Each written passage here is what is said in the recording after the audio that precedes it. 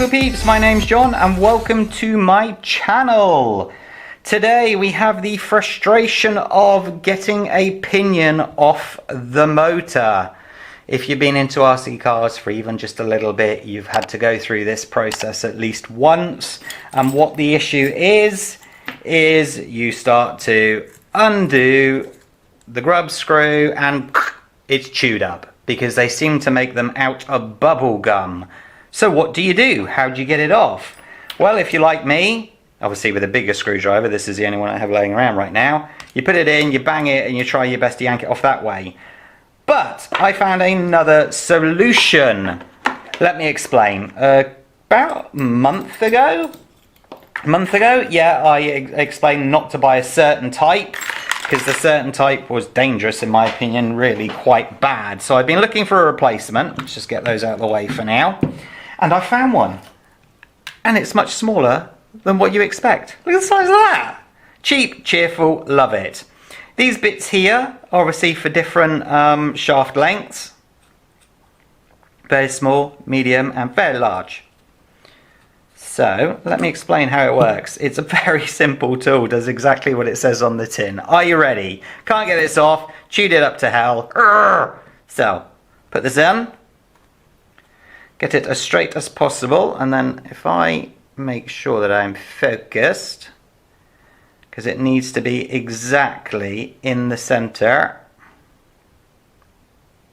which it is, then what do? You twist, you twist, you twist, you twist, you twist, and you just keep on twisting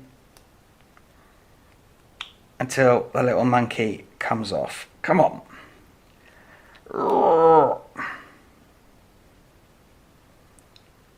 Come on. Come on, come on, come on, come on, come on. That has to be it now. There can't be that much shaft length in the darn thing. Dun, dun, dun.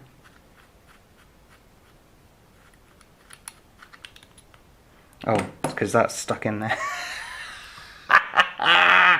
See, this is what happens when you go live. Thank God I'm not live. God, can you imagine the nightmare?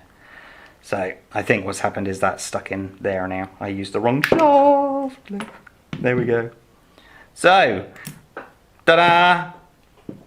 And funnily enough, you know, I was going to show you how you change them around and, you know, you saw anyway.